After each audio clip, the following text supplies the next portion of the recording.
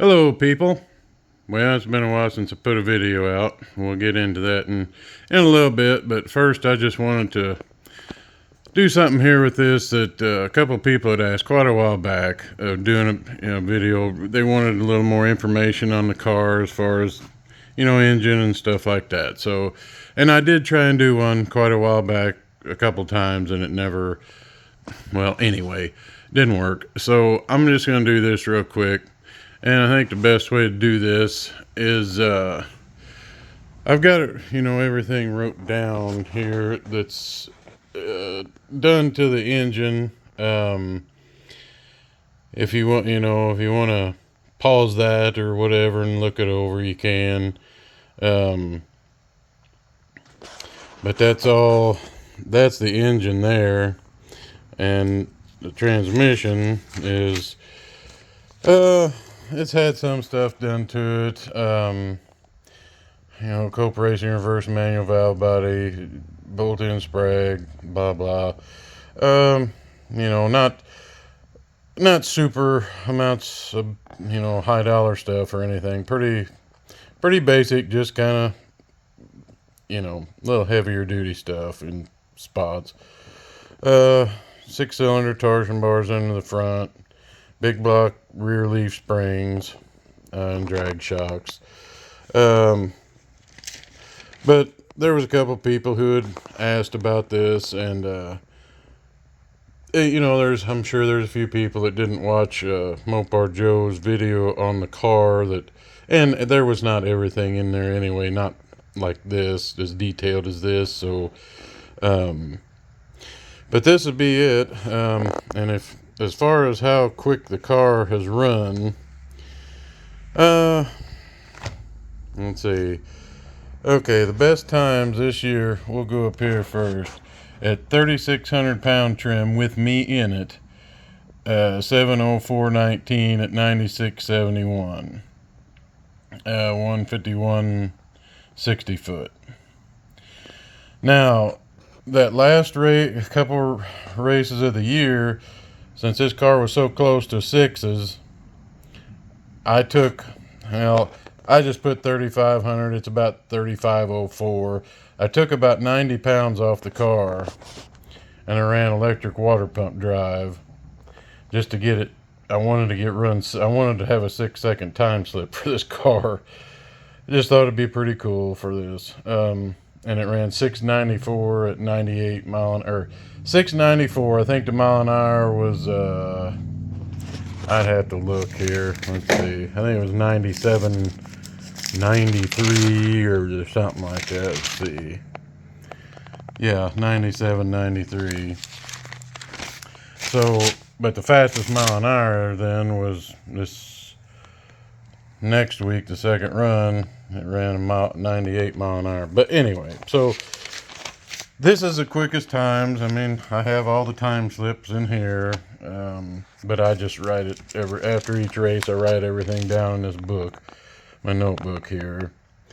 But anyway, so I mean, that's at 3,500 pounds, and it was great air. I mean, that was from minus 200 feet below sea level to about 200 feet above sea level. It was nice and cool, 50 some degrees. It was just perfect. So that's why I just thought it would be cool to have a 6-second time slip for this car, and I got a few of them. But anyway, so I would think with a car, with this setup that I got in here, if you would put this in a 3,000 pound car, 2,900, 3,000 pound car, with driver in it, a light car like that. I mean, the thing should run six, in good air. We're talking really good air. I would think you should be able to get 650s out of it, with this combination. In like a 3,000 pound car, you get 500 pounds off of it. But anyway, so I mean, it's a pretty good setup. It's not overly expensive. I mean, the biggest expense was that rotating assembly, the forged rotating assembly. Was quite a bit. I mean, that was the biggest expense on it. The rest of the stuff is really not. The the heads, you know, I don't have a lot of money in the heads because a friend of mine does heads, and he did these ported these heads for me. So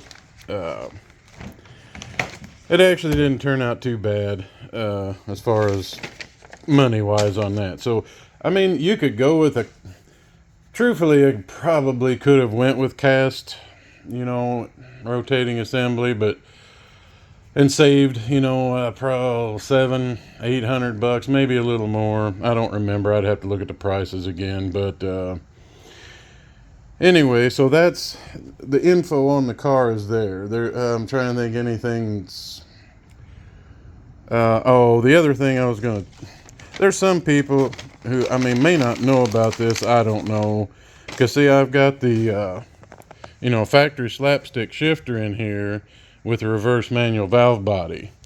And you can buy these, I think it's called shifter gate from Cope Racing Transmissions. I think they're like $60-65 or something. And it works pretty good. I haven't had a problem with it. It seems to work good. You got to take your shifter apart and take the gates out and all that, because it's a dual gate at factory, and the gate that Cope sells to put in there is just a single gate. The instructions are in there. They're easy to follow and stuff. So if anybody didn't know about those and has, you know, one of these slapsticks and wants to, in an E or B body or whatever, and wants to run a reverse manual valve body, you can, you know, get one of these and put them in. It's not that hard. Pretty easy. But anyway, I thought I'd just put that little tidbit of information out there. So anyway, getting back to no videos. You know, this last, I think it was November or December, I tried to figure out how to edit videos and put things together, and well, I still haven't. I've done about 4 or 5 videos, you know, about kind of what I'm doing here, a little more in depth though, and then was trying to put it together with a couple other things and never could get it done. And I finally, I just gave up after a while. I was tired of messing with it. So I guess I'm just that dumb. I don't know. I mean, you know, I've seen a lot of these YouTube guys who say they started out just by themselves with a phone, and they had to be a hell of a lot smarter than me, because I sure can't figure it out. What I'm going to try somehow, or if somebody could, you know, kind of help me out a little bit with that, it'd be great. The biggest thing, you know, is I want to try and get to No Name Nationals this year. But the way it's looking, I don't know if I'm going to make that or not. It's just going to depend on if I can get something done here. I mean, I'm going to try and go to the track tomorrow. So I'll get a few videos there. But it's just going to be like the other ones I threw up before. They're just videos of the car, because I can't put anything together yet. Unless I miraculously figure it out. And the GoPro I have is a older one, and it works great sometimes, but sometimes it locks up. I've been having problems with that. I need to get a couple more mounts and holders for it and stuff. I may just end up having to I'll just have to get a new one probably. There's a few other things that I need to do for that to try and make this happen. As far as the car this year, there's really no changes to it as from what it was this last year.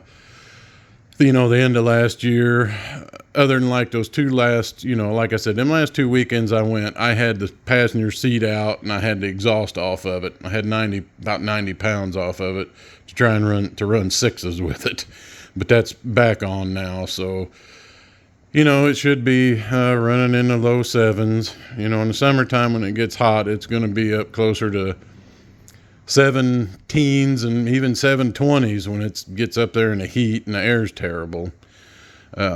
Hopefully this year the Mopar Blast is May 18th and 19th, so it's a lot different. Hopefully the weather's a lot different than the last few years, because that's always in July.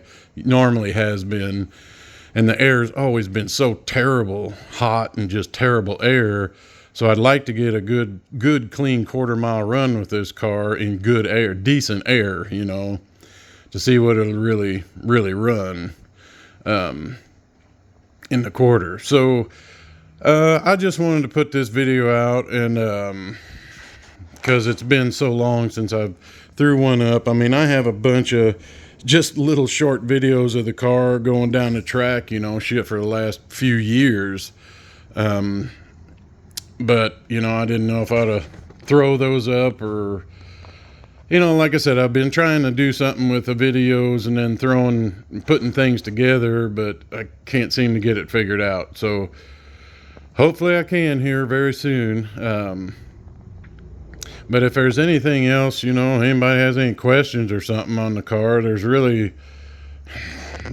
not much else I can say. I mean, I got all that in that notebook. If you read that,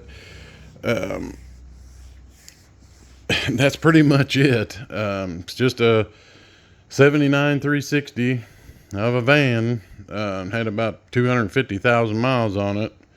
Bored 30 with a 408, you know, 4-inch stroke rotating assembly in it. And that was a Eagle forged. But, you know, there's not a lot done to it. It's pretty simple, really. But it seems to work pretty good.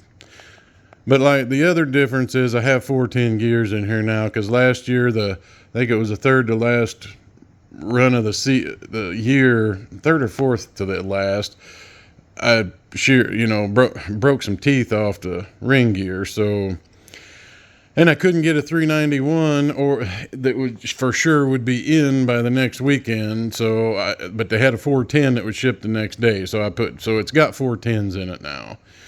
I don't really know how much difference that made. Maybe, because like I said, the end of the year there, it was starting to get a lot cooler. The air was getting better. You know, it picked up, but I don't know if that really had much to do. I don't know how much these gears had to do with any kind of, you know, 60-foot times and stuff like that. Maybe 100th or 2, possibly. I don't know. But like I said, it's kind of hard to tell. But anyway, well, I hope any of this, you know, people wanted any little information, this helps. And if you got any questions, you can ask, and hopefully I can see some people down at No Name Nationals there in September. I'm hoping anyway. And also this weekend, tomorrow, I'm going to try and get some videos up and put some more videos out. It is a bracket day, so it's not just test and tune. Don't know what class I'll run yet, but we'll see. We'll see when I get there. But anyway, all right. Well, for anybody watching, appreciate it, and try and get some more out for you to see here shortly. All right. Thank you.